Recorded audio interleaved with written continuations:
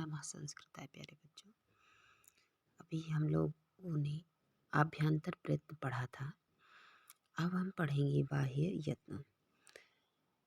बाह्य यत्न में भेद निरूपण दिया गया है कि बाह्यस्तो एकादशधा विबारः संबारः श्वासो नादो घोषो अघोषो अल्पप्राणो महाप्राण उदात्तो अनुदात्तः स्वरितश्च इति।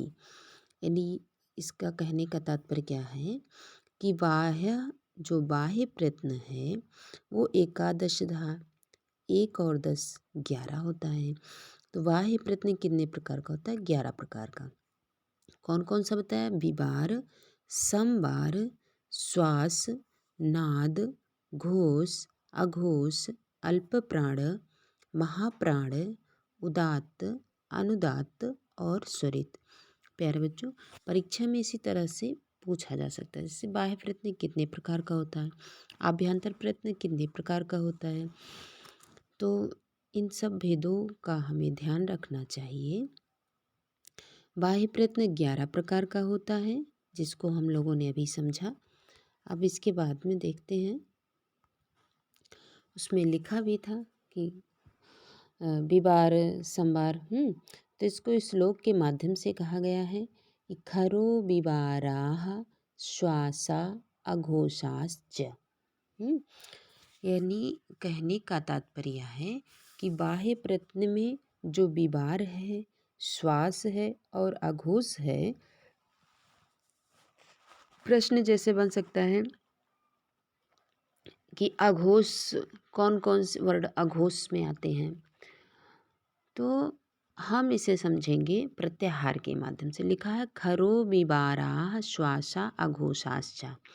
जो खर प्रत्याहार के वर्ण हैं वो विबार हैं, श्वास हैं और अघोष हैं। यह क्या कहने का तात्पर्य है? खर प्रत्याहार, खर प्रत्याहार में क्या क्या आता है? ख, फ, छ, ठ, थ, च, ट, त, व, फिर क, प, य, श, स, स, र। ठीक है। तो खा से लेकर रा का ये वर्ण जो है वो खर प्रत्याहार में आ गया। खर प्रत्याहार में देखते हैं कि वर्ग का पहला, देखिए का और दूसरा खा, वर्ग का पहला और दूसरा अक्षर खर प्रत्याहार में आता है। का खा, चा छा है, चा छा है, जा झा भी है, चा छा, टा ठा, ता था। इस तरह से जा झा नहीं है, क्षमता गलती है। तो वर्ग का पहला अक्षर का चा टा ता पा और श स सा, इसे ऊष्म व्यंजन कहते हैं। ये 3 वर्ण। अब इससे क्या ज्ञात हुआ कि वर्ग का पहला और दूसरा अक्षर तथा शाखा साहा ये कैसे हैं? इनको विबार भी कहते हैं। विबार क्यों कहा गया? विबार का मतलब होता है कि ऐसी ध्वनियाँ जिसको बोलते समय हमारा मुख खुला रहता है। जैसे हम बोले क, खा, तो चा छा, टा ठा, ता था, पा फा। तो विबार, मुख का द्वार जो है वो खुला रहता है। श्वास का मतलब क्या है? श्वास का मतलब है जिसे हम बोलते समय श्वास ज़्यादा प्रयोग में लेते हैं। का, खा, चा छा, इस तरह से श्वास का भी प्रयोग होता है। तथा अघोष, अघोष का मतलब क्या होता है? अघोष से तात्पर्य है जिसमें घोष ना हो। घोष तो जिसमें कंपन ना हो। जब हम का खा बोलते हैं तो किसी भी प्रकार से हमारे मुख के अंदर झंझनाहट नहीं होती है। तो इस तरह से हमने सीखा कि हर वर्ग का पहला और दूसरा अक्षर, हर वर्ग का पहला और दूसरा अक्षर विवार है, श्वास है और अघोष है। जैसे प्रश्न बन जाए कि खा, खा किस वर्ग में आता है, अघोष में, घोष में, तो हम क्या मानेंगे इसे, अघोष में, क्योंकि खा को हम बोलते समय हमारे मुख के अंदर किसी भी प्रकार का कंपन नहीं होता। ठीक, अब इसके बाद में देखते हैं आगे क्या बताया गया कि हशः संबारा नादा घोषाश्च। हशः और हस प्रत्याहार के अंतर्गत जितने भी वर्ण आते हैं वो संबार हैं, नाद हैं और घोष हैं। हस प्रत्याहार के अंतर्गत, हस प्रत्याहार, हस प्रत्याहार के अंतर्गत कौन सा, हस प्रत्याहार में आएगा भाई, हा से ले लेते हैं माहेश्वर सूत्र, ह य व र ट ल ड़ य म ग ड़ न म मंगणनम हो गया। फिर लिखो झ भ य घ ढ ध श ज ब ग ड द और श। ये इतने वर्ण हस प्रत्याहार में आ गए। हस प्रत्याहार में हम लोगों ने क्या जाना कि हस प्रत्याहार में हा और अंतस्थ वर्ण या व रा ला तथा पंचम वर्ण यमंगणनम और हर वर्ग का तीसरा, चौथा, अर्थात हस प्रत्याहार में वर्ग का तीसरा, चौथा और पांचवा अक्षर तथा हा य व र और ला आते हैं किसमें, हस प्रत्याहार में। तो चाहे हस प्रत्याहार समझ लें या ऐसे समझ लें कि वर्ग का तीसरा, चौथा, पांचवा अक्षर तथा हा य व र और ला, ये इनका बाह्य प्रयत्न संबार है, नाद है और घोष है। तो बाह्य प्रयत्न कितने होते हैं, 11 होते हैं। बाह्य प्रयत्न 11 होते हैं, 11 बाह्य प्रयत्न होते हैं, जिसमें से पहले हम 3 पहले समझ लेते हैं। इससे पहले समझे भी थे, पहले फिर भी देख लें, उदात्त, अनुदात्त और स्वरित। ठीक है, तो बाह्य प्रयत्न 11 होते हैं, जिसमें से 3 पहले हम समझते हैं। 3 कौन कौन से हैं, उदात्त, उदात्त, अनुदात्त, अनुदात्त और तीसरा कौन सा है, स्वरित। बेटा इसको पहले भी हम लोगों ने पढ़ा था। उदात्त, अनुदात्त और स्वरित, ये तीनों जो हैं प्रयत्न, ये स्वर के हैं, स्वर के। ठीक है, उदात्त, अनुदात्त और स्वरित, ये तीनों प्रयत्न किसके हैं, स्वर के हैं। स्वर तो जानते ही हो, अ आ इ ई जो है वही, इन्हीं स्वर के ये 3 प्रयत्न हैं। अब जब 3 निकल गए 11 से, तो हमारे पास 8 प्रयत्न और बचते हैं। 8 प्रयत्न में 6 प्रयत्न हम पहले समझ लेते हैं। 6 प्रयत्न कौन कौन से, पहले 3 हैं विवार,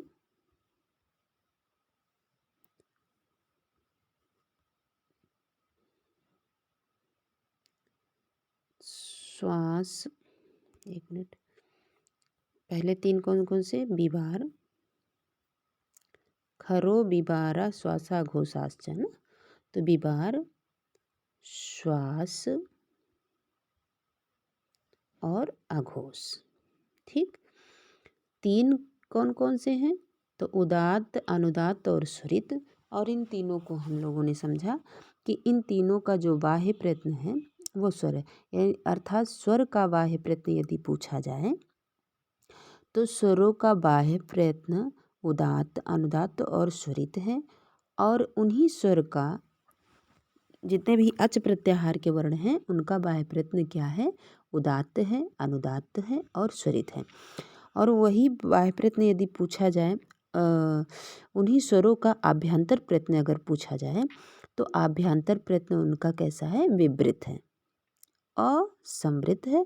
और वो भी प्रक्रिया दिशा में ये देखा जाए तो वह भी विवृत है। ठीक, ये आभ्यंतर प्रयत्न। और बाह्य प्रयत्न उदात्त, अनुदात्त और स्वरित है स्वर का। चलो स्वर हटा देते हैं। अब 11 बाह्य प्रयत्न में से 3 निकल जाते हैं तो 8 बचते हैं। 8 में से हम पहले 3 फिर देखते हैं। 3 में कौन कौन सा? बिबार, श्वास और अघोष। बिबार, श्वास और अघोष। बिबार, श्वास और अघोष, ये तीनों कौन हैं? ये तीनों हैं हर वर्ग का पहला और दूसरा। ठीक, वर्ग का पहला और दूसरा अक्षर। अच्छा, वर्ग कितने हैं? 5 वर्ग हैं। 5 वर्ग हैं, हर वर्ग से 2-2 अक्षर ले लेते हैं, पहला और दूसरा। जैसे का और खा, चा और छा, टा और ठा, ता और था, पा और फा। और तो कितने हो जाएंगे? 10 हो जाएंगे ना। 10 और श, स, श, ये तीनों सा। तो खर प्रत्याहार में इस तरह से कितने अक्षर आ गए? 13 वर्ण आ गए।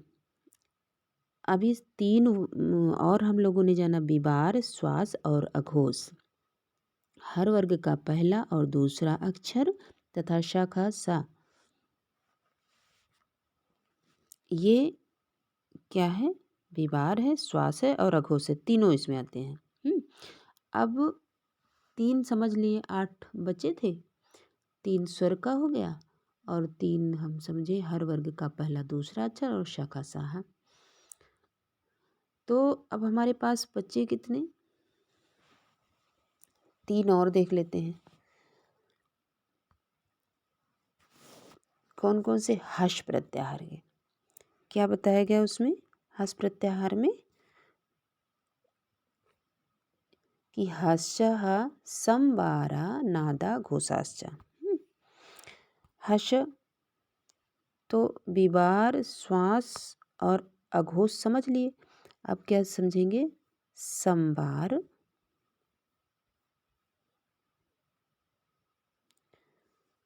संवार, नाद,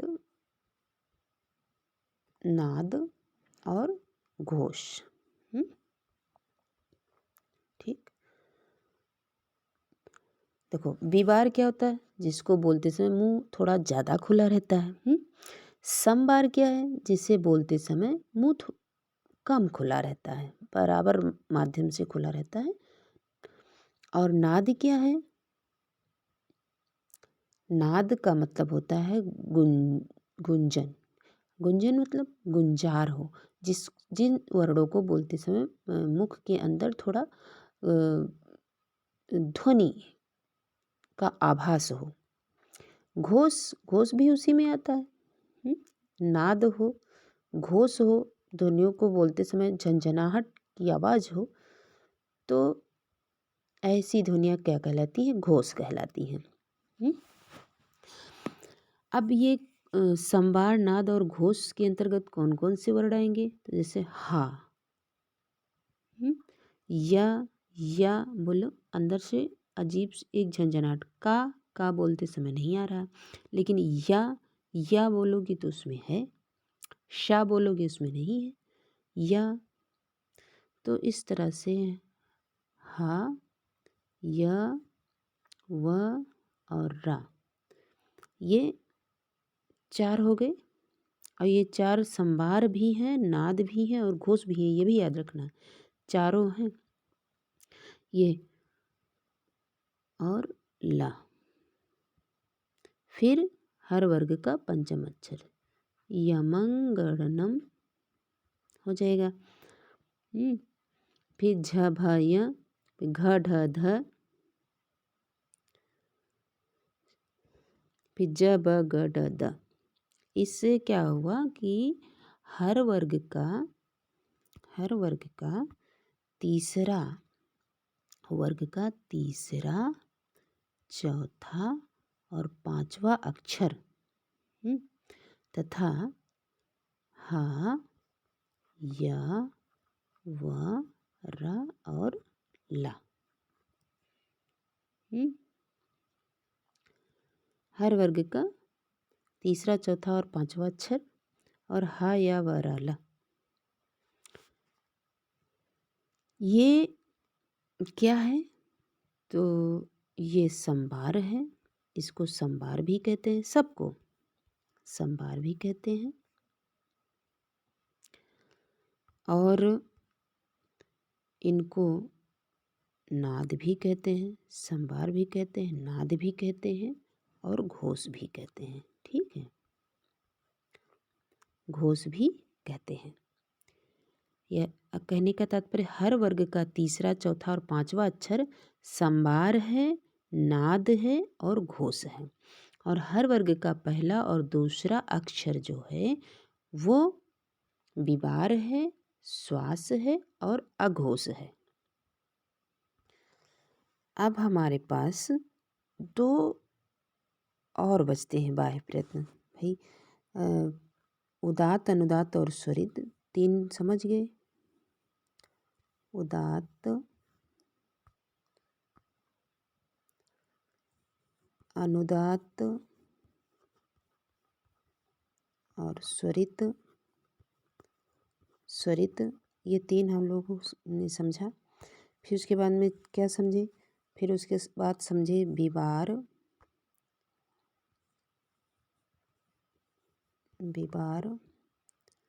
श्वास, अघोष,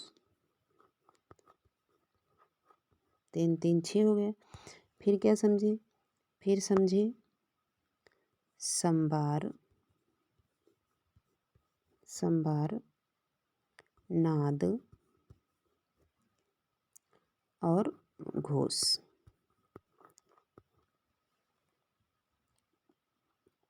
9 हो गए। अब 2 बचे और। 2 कौन कौन से बचे? एक तो बचा अल्प प्राण। ठीक, प्राण माने क्या होता है? वायु। अल्प माने क्या होता है? कम। ऐसी ध्वनियाँ जिसको बोलते समय कम वायु लगे उसे कहते हैं अल्प प्राण। दूसरा क्या है? महाप्राण। महाप्राण किसे कहते हैं? ऐसी ध्वनियाँ जिसको बोलते समय महा मतलब अधिक वायु लगे उसे कहते हैं महाप्राण। अब हम लोग समझते हैं सबसे पहले अल्प प्राण। ये 2 अलग से समझ लेते हैं। अल्प प्राण, ठीक। अल्प प्राण में कम वायु लगे, जैसे हम बोले का, खा। का को जब हम बोलते हैं तो उतनी वायु नहीं लगती जितनी खा बोलने में लगती है। तो का कैसा है? अल्प प्राण। खा, गा को बोलो और वहीं घा को बोलो तो लगेगा घा बोलते समय ज़्यादा सांस चलने लग रही है। तो वर्ग का पहला और दूसरा अक्षर का, खा, ग, घा, अंग, इसको भी बोलते समय ज़्यादा वायु की आवश्यकता नहीं होती है। तो इस तरह से हम लोगों ने क्या जाना कि किसी भी वर्ग का पहला और तीसरा तथा पांचवा अक्षर। 135 कोड मान लो। 135 कोड, हर वर्ग का 135 कोड क्या है? अल्प प्राण है। अर्थात वर्ग का पहला, तीसरा और पांचवा वर्ण जो है वो क्या है? अल्प प्राण है। और इस तरह से सभी वर्ग का, इसी तरह से च वर्ग का भी है, ट वर्ग, त वर्ग, प वर्ग का पहला, तीसरा और पांचवा अक्षर क्या होता है? अल्प प्राण। और अल्प प्राण के साथ साथ या, वा, रा और ला, ये चार ध्वनियाँ भी कैसी हैं? अल्प प्राण है। इन्हें बोलते समय ज़्यादा वायु की आवश्यकता नहीं होती है।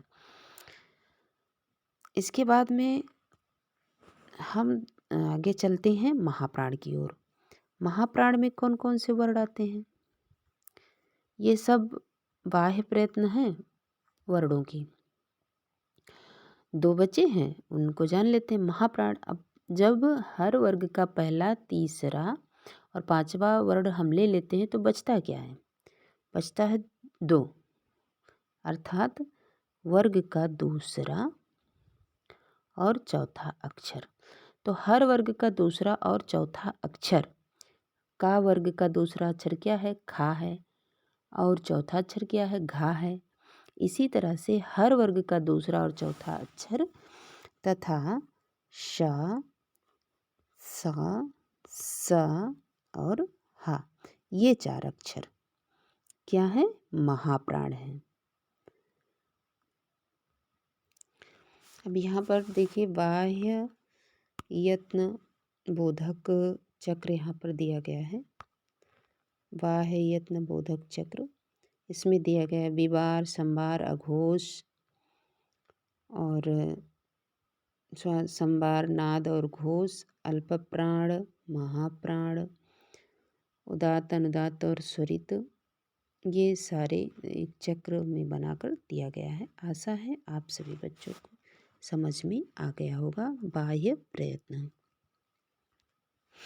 इसी के साथ साथ हम इसको भी समझते चले, वर्णों का वर्गीकरण।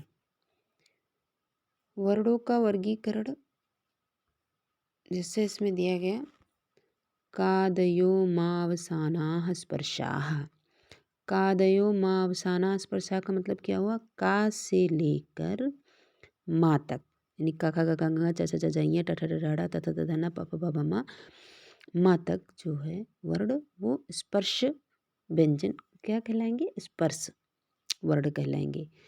यड़ो अंतस्थाः, और जो यड़ या व र ला वर्ण है वो अंत्यस्थ व्यंजन कहलाएंगे। शल ऊष्माणाः, और जो शल यानी श ख स ह, ये 4 वर्ण ऊष्म व्यंजन कहलाएंगे। अचः स्वराः, और अच प्रत्याहार के अंतर्गत आने वाले वर्ण स्वर कहलाते हैं। कखाभ्याम, ये देखिए क और ख जो क्रास की तरह लगा हुआ है, अर्ध विसर्ग सदृश। तो कखाभ्याम प्राग अर्ध विसर्ग सदृशो जिह्वा मूल्य। क और ख, क और ख मतलब का ऐसे बना होता है, अर्ध विसर्ग से, और इसी तरह से खा बना होता है। इस तरह का जो वर्ण होता है वो क्या कहलाता है? जिह्वा मूल्य। और इसी तरह से पा बना होता है, और इस तरह से फा बना होता है। तो ये ध्वनियाँ क्या कहलाती हैं? उपध मानिए। तो वही यहाँ पर बताया जा रहा है कि क ख इति कखाभ्याम प्राग अर्ध विसर्ग सदृशो जिह्वा मूल्यः, जिह्वा मूल्य होता है। और पफाभ्याम प्राग अर्ध विसर्ग सदृशो उपधमानियः, और जो पा और फा में अर्ध विसर्ग जैसा लगा रहता है उसको उपधमानी कहते हैं। अन आहा इत्य अचः परा अनुस्वार विसर्गो। अन और आहा जो है वो अचः परा अनुस्वार विसर्ग अच के बाद लगते हैं और इन्हें अनुस्वार तथा विसर्ग कहते हैं। अच के बाद लगने का क्या मतलब हुआ? अब देखिए, जैसे अच क्या है? स्वर होता है, ठीक। जैसे हमने लिखा राम, ऐसे अगर यहाँ पर हलंत लगा है इसका मतलब यहाँ पर एक मिनट, जैसे हम लोग लिखें राम, ऐसे लिखें, तब यहाँ पर हम अनुस्वार लगा सकते हैं, रामम कहेंगे, या फिर यहाँ पर विसर्ग लगा के रामा कह सकते हैं, है ना। लेकिन इसी को हम अगर ऐसे लिखते हैं रामात, ता लिखने के बाद यहाँ हलंत लगा देंगे तो रामात हुआ। अब यहाँ अगर अनुस्वार लगाते हैं तब भी गलत माना जाएगा और यहाँ विसर्ग लगाते हैं तब भी ये गलत माना जाएगा। क्योंकि ये ता जो है वो व्यंजन वर्ण है, यहाँ स्वर नहीं है, और स्वर नहीं है तो ना हम अनुस्वार लगा सकते हैं ना ही विसर्ग। अनुस्वार और विसर्ग कहीं भी देखिए तो वहीं पर लगता है जहाँ पर स्वर वर्ण होता है। हम सभी जानते हैं कि कोई भी व्यंजन हो वो बिना स्वर के पूरा नहीं होता है, और जिस व्यंजन में हलंत लगा होता है व्यंजन वर्ण में, वहाँ पर अनुस्वार और विसर्ग नहीं होता है। तो वही यहाँ पर कह रहे हैं कि अन अचः अन आहा इत्य अचः पर अनुस्वार विसर्गो। अन और आहा ये अच के पर में लगते हैं, यानी अच के बाद में लगते हैं, और इनको अनुस्वार तथा विसर्ग कहते हैं। बस इसका यही मतलब था। ऐसा आप सभी बच्चों के समझ में आ गया होगा। नमः संस्कृताय।